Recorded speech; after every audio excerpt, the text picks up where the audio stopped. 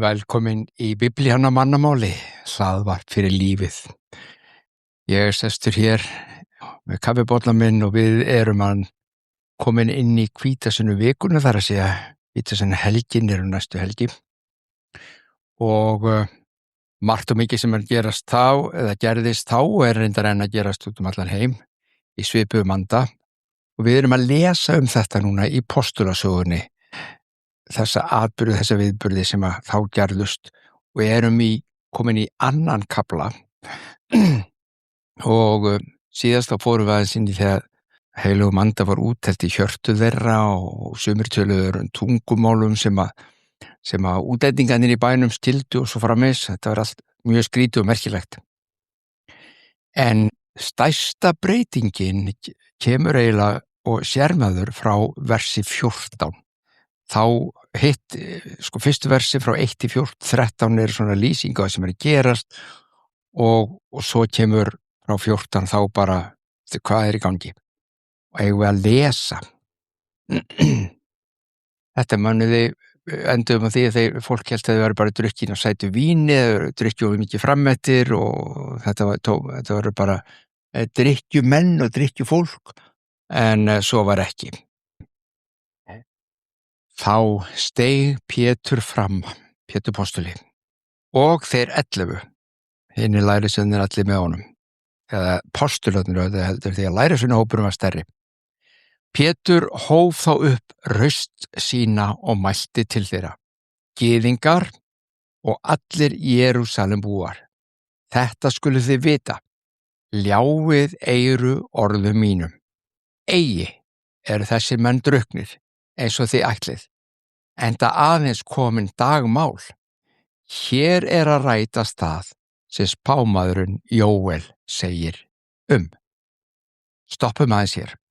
Hvað er það fyrsta sem okkur veist merkilegt, allavega ég tek strax eftir og ég veit að sumir að gera það líka.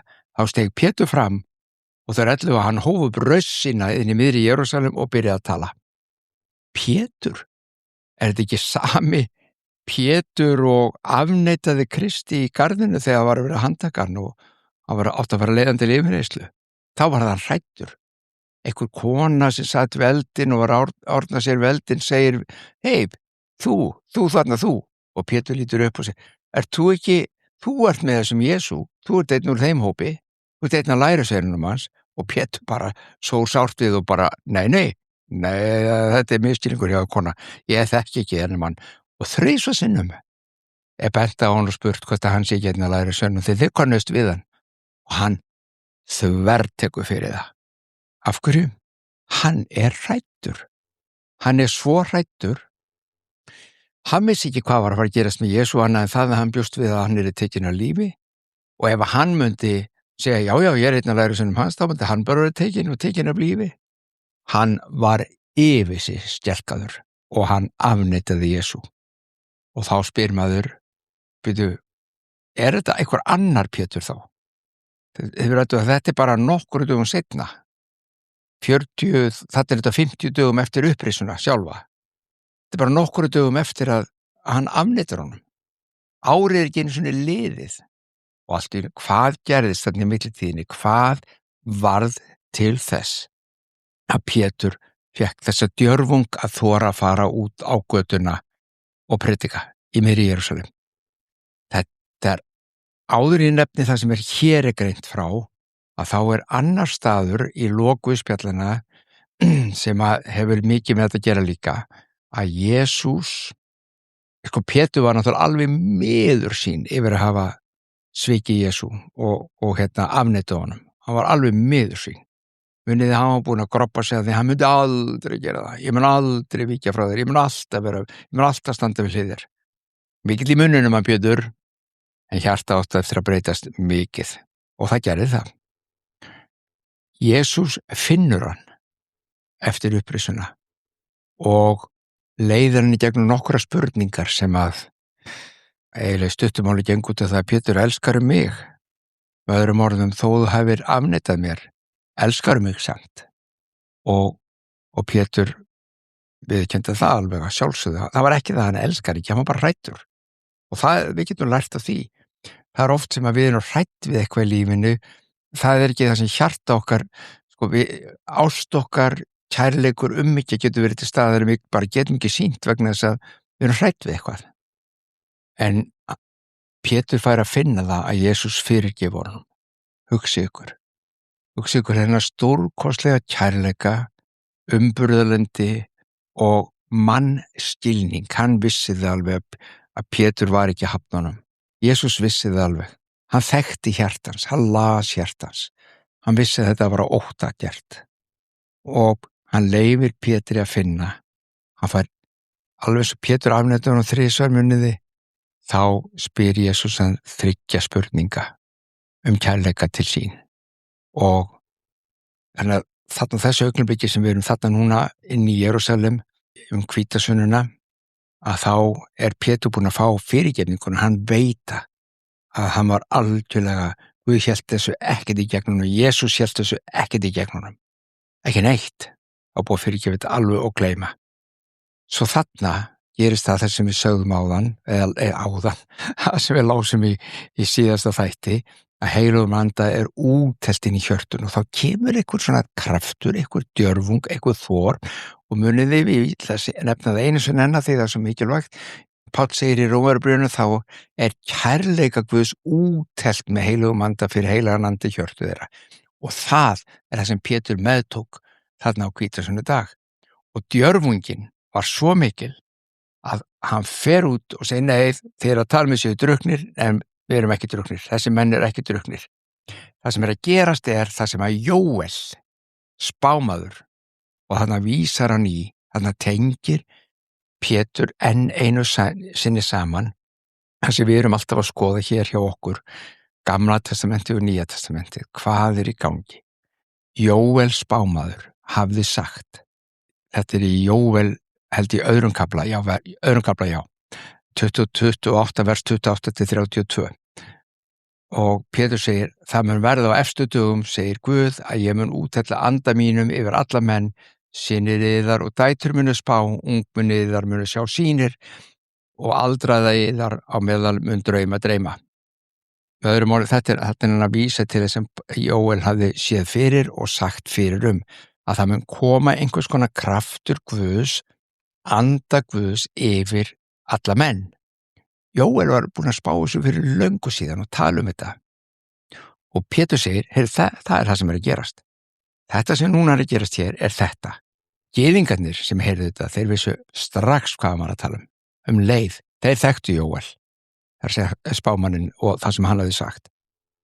Og djörfungin, við tökum strax eftir þetta er allt annað Pétur, þetta er bara splunkunýr Pétur, það er bara alveg svo hann er bara, þetta er eins og sé ekki eins og sami maðurinn og sjá sem að þorði ekki að viðurkenna var lærisveinn hans og hann fær djörfung og svo tengir hann saman og segir, og ég get alveg sagt ykkur að ég er samfærum það og það segir hann reyndar og við lesum þá eftir að þegar gyðingarnir og Ísraelsmenn heyrðu þetta að þá stungust þeir í hjörtun. Þeir gátu tengt söguna, þeir gátu tengt að skyldi þú ekki vera að þessi Jesús sem þeir voru að boða hafi verið Messias. Og hann, segir Pétur heldur áfram og segir við þá, Ísraelsmenn, heyri þessi orð, Jesús frá Nasaret var maður sem kom til ykkar frá Guði. Guð sannaði ykkur það með því að láta hann gera kraftaverk, undur og tákn á meðal ykkar, eins og þið viti sjálfur. Þarna þurfti hann ekkert að segja neitt meira. Jesús var búinn að ganga Ísrael fram og tilbaka og lækna fólk og gera undur og tákn í 3 ár. Þjóðin vissi af honum. Guð sendi ykkur hennar mann, segir Pétur. Þið létu framselja hann, þið fenguð hann framseldan, eins og reynda Guð vissi fyrir, segir hann, og þið létu lögleysingja negla hann á kross og taka af lífi Rómverjana, lögleysingjana, sem voru ekki undir lögmáli gyðingana. En Guð, segir hann svo í 24. versi, og takk eftir, en Guð leysti hann úr dauðans böndum og reisti hann upp, enda gat það aldrei orðið að dauðinn fengi haldið honum. Og þetta er grunnurinn að kristinni trú. Án þessari upprisu þá engin kristni trú eins og hún boðuð og kennd eða hún játuð til dæmis í trúajátningun okkar. Þetta lykillinn. Guð sendi ykkur manninn meðan hann var hér á jörð, þá var hann kraftaverk, undur og tákn. Og þið vitið það, ég þarf ekkert að segja ykkur það, sagði Pétur. Hann var framseldur, þið framseldu hann var negldur á kross, hann dó, en Guð leyst hann úr dauðans böndum og reist hann við. Og þarna gyðingarnir hugsa ykkur, þarna þeirra hugsa þetta, vá, þeir voru ekkert allir allt þetta fólk var ekkert búin að sjá hann upprisinn. Ef við lesum aðeins áfram ég var að taka niður í 31. versi. Því var það upprisa Krist sem hann sá fyrir Davíð konungur. Þegar hann sagði, ég skulum byrja hans fyrir náið samhenginu. Systkin, segir Pétur, óhygga get ég tala við ykkur ættföðurinn okkar Davíð. Hann dó og var grafinn og leiði hans hér til þessa dags. En hann var spámaður og vissi að Guð hafði með eiði heitið honum að setja einhver niður hans í hásæti hans Messias. Því var það upprisa Krist sem hann sá fyrir þegar hann sagði, og nú vísað og vitnar hann í Davíð. Sjáu til, Pétur að tala, en hann ekki að tala bara eitthvað upp úr sjálfum sér. Sjáu hvað hann gerir. Hann tengir saman sögu, spádóma og tilvísanir alls Tóra og Biblíunar Gamla testamentisins sem Biblía Hebreana. Alla frásögur þar tengir hann yfir síðan í það sem þeir hefðu séð og heyrt síðastliðin ár með Jesú í landinu. Og hann sýnir fram á að þetta verið að tala saman hlutin. Davíð hefði sagt, ekki varð hann eftir skilin í hel eða helju og ekki var líka með hans á rotnuna bráð. Þennan Jesú reisti Guð upp, segir svo Pétur áfram. Jesús fóð niður til heljar og ég ætla ekki að fara út í það núna. Það ekki verið að tala helvíti og alls ekki helvíti þeirri merkingu sem svo algengt í dag og við hefum kannski mörg okkar alist upp við. Brennandi eldur og rauðir púkar og illalyktandi eitthvað og eilífar kvalir. Nei.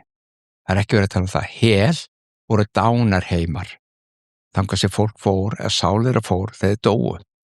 Því að Guð var enn að undirbúa nokkuð og þetta förum við í fyrirgefið elskuvinun enn einu sinni að segja einn daginn. Já, við erum að reyna að halda okkur við bara hvernig vinnst ofan af þessu í Biblíunni, en ég gæti alveg stokkjað undan, en ég ætla ekki að gera það. Þetta gríðarlega mikilvægt og þetta segir þetta með hel og okkur var hann að fara þangað og þá ekkert helvíti til og hvað með himininn og hvert fór fólk áður í þessu, allur þessi pakki. Þetta eru stórkostlega spurningar og þetta bara stórkostlega mikilvægar spurningar. Að þetta spurningin eilíðina. Jesús sagði munið einum stað, hvað stoðar það manninn? Hvað í óskopunum stoðar það manninn? Mannskepnuna. Að öðlast allan heiminn en fyrirgera sál sinni. Það að segja að sálin deyi og tapist. Hvað gagnir því? 60 ár, 70 ár, 80 ár, 90 ár, 100 meðan vel gengur. Ertu á jarðríkinu og þú búin að eigna svo mikið þú átt allan heiminn. En hvað gagnir því, sagði Jesús. Hugsaði Jesús, hann svo vitur, hann með svo miklu innsæi, mikið innsæi, hvað gagnir því?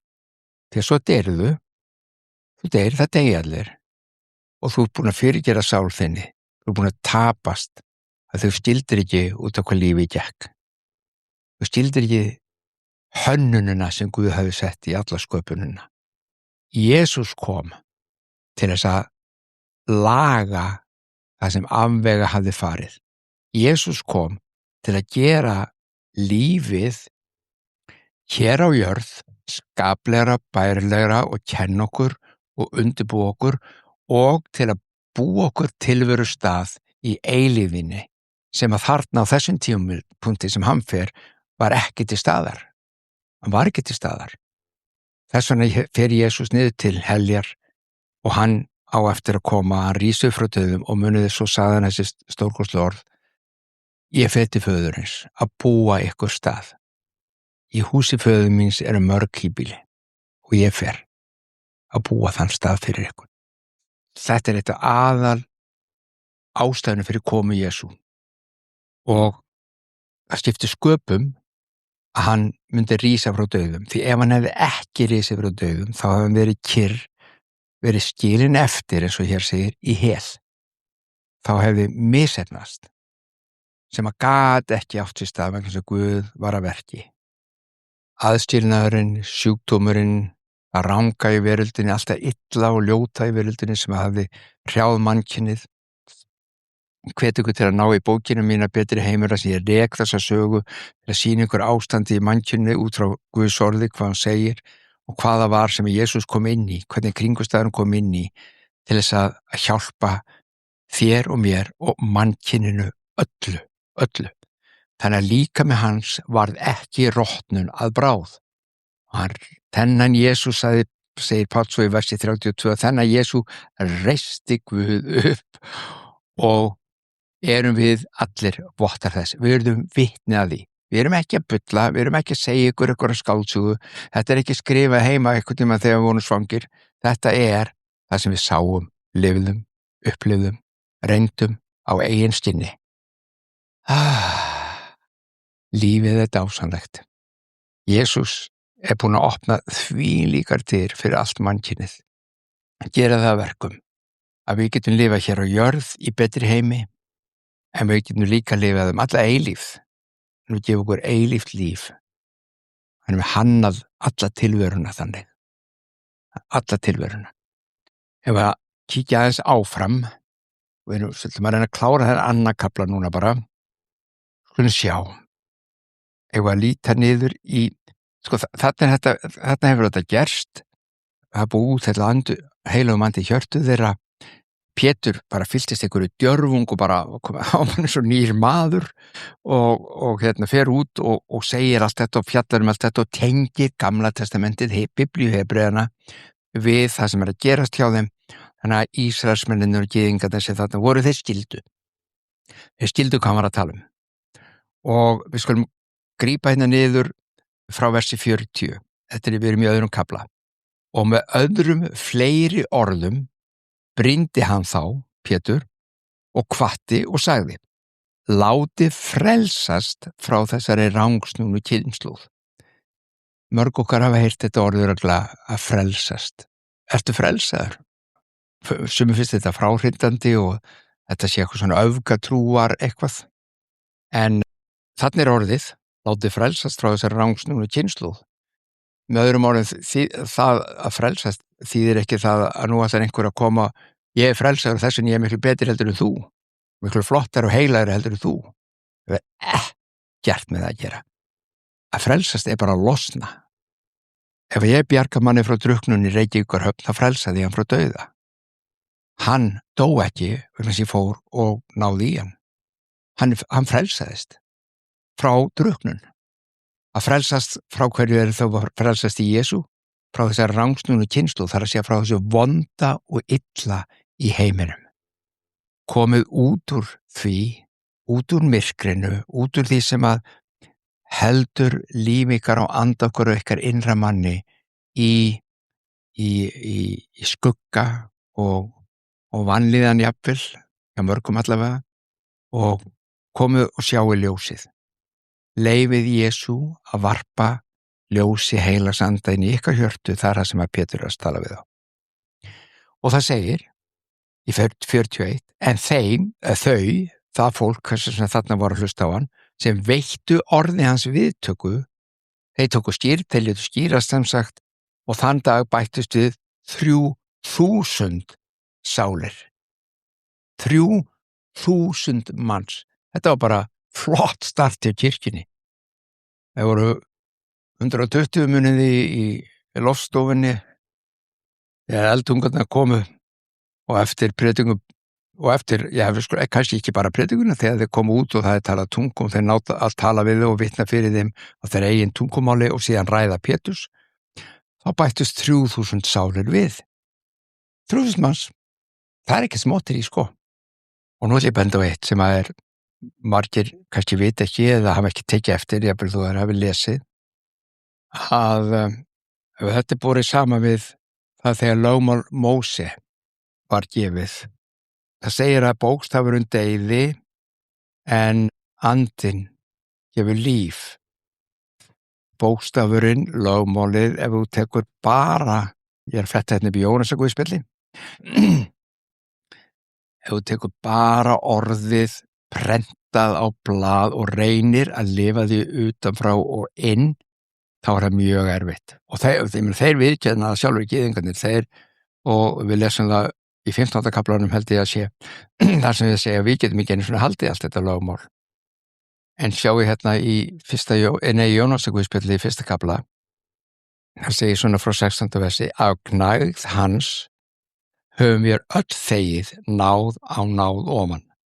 Lögmálið, það að segja orð Guðs Tóra, gefið þú skalt ekki en þú skalt, sem að fyrirmynd, sem merki það hvernig við þurfum að lifa og við hugsa hér á jörð til þess að við blessun hljótust af og lendum ekki alltaf þessum ógöngum sem okkur svo gert að lendi í sem mannkinn.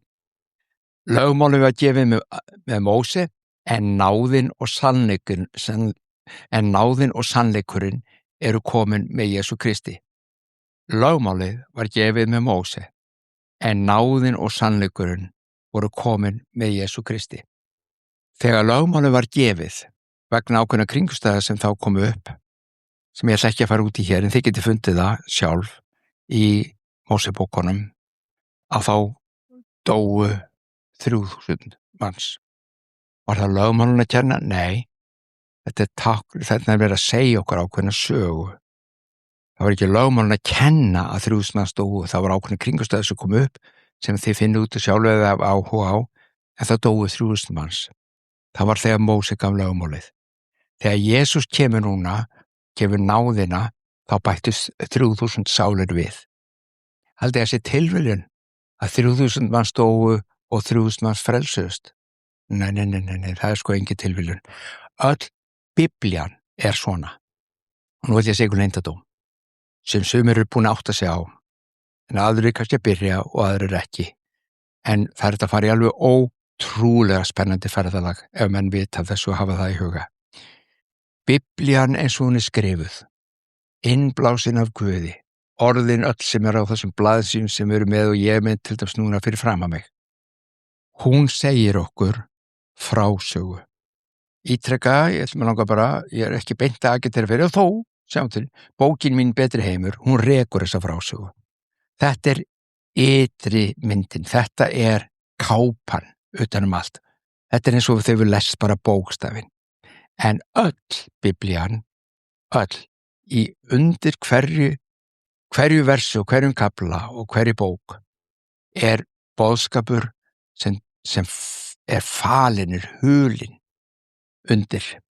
Þetta algjörlega stórkostleg bók. Þú fær aldrei, ég þora að fullið það, eins bók eins og Biblíuna. Hún tyrfin? Já. Finnst þér erfitt að lesa hana? Sennilega. Jafnvel þeir sem trúa eiga ofta erfitt með að lesa hana. En ef við lesum hana ekki bara sem bókstaf og reynum að túlka hana sem bókstaf, heldum skiljum hvað andinn að segja við okkur.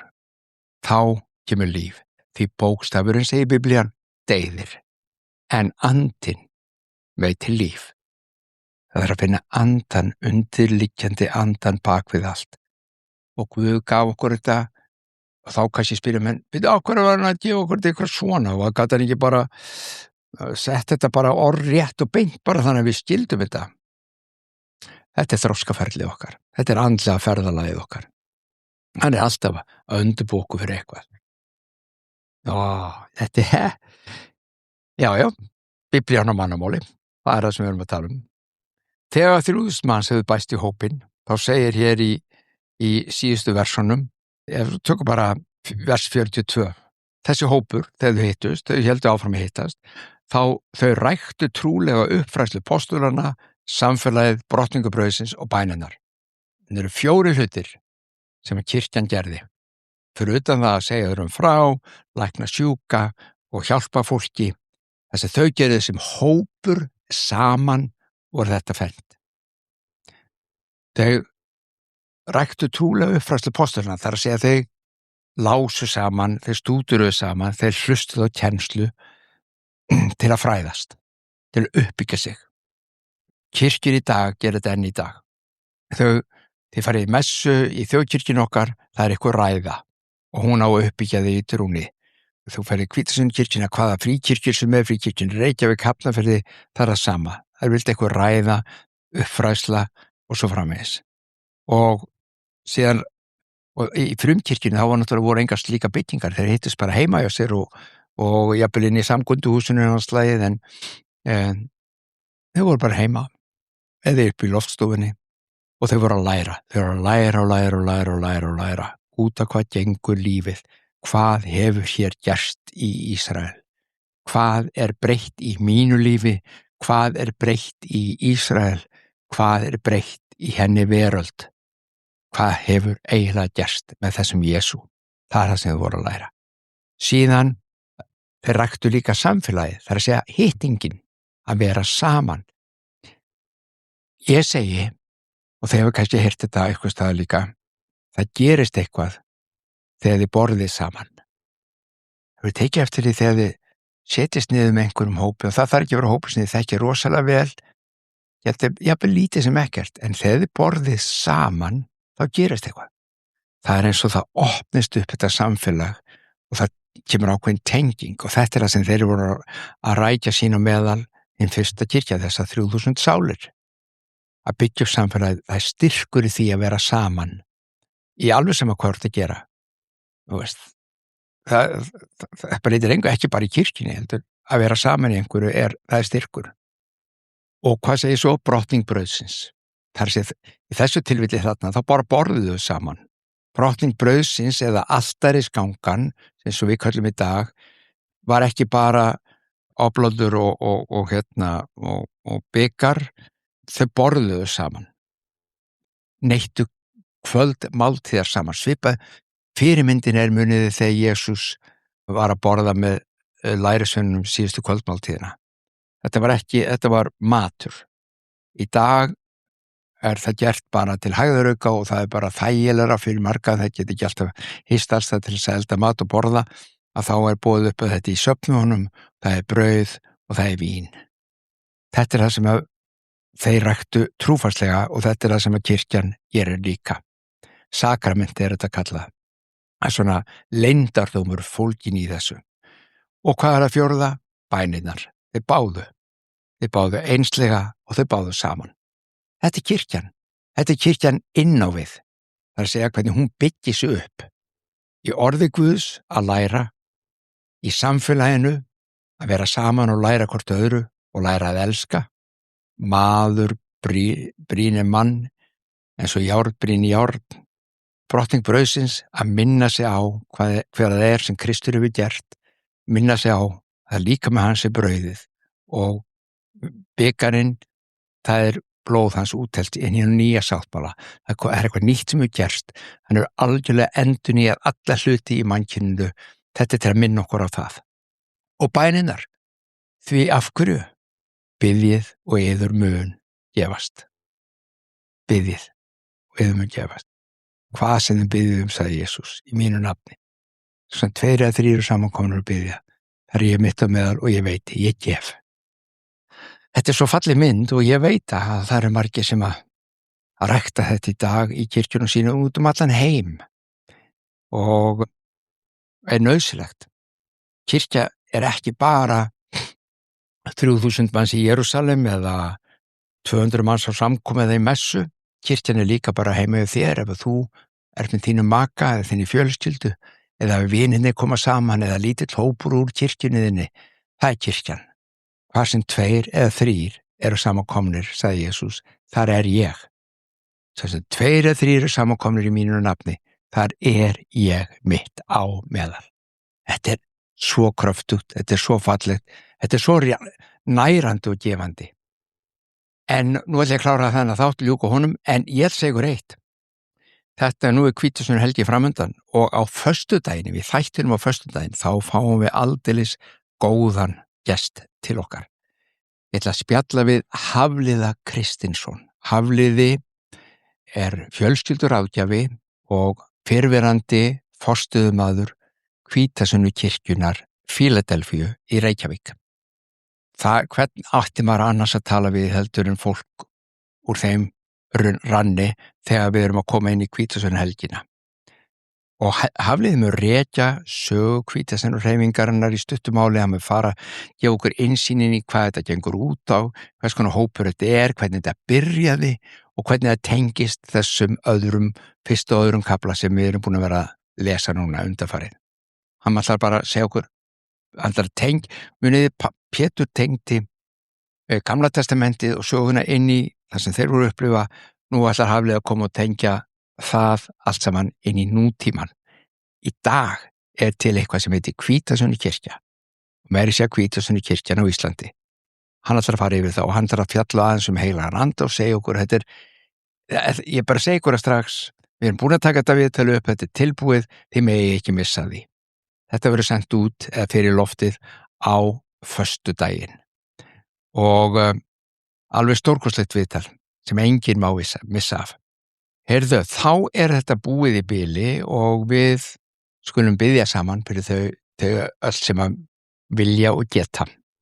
Faðir vor, þú sem ert á himnum, helgist þitt nafn, tilkomi þitt ríki, verði þinn vilji svo á jörðu sem á himni.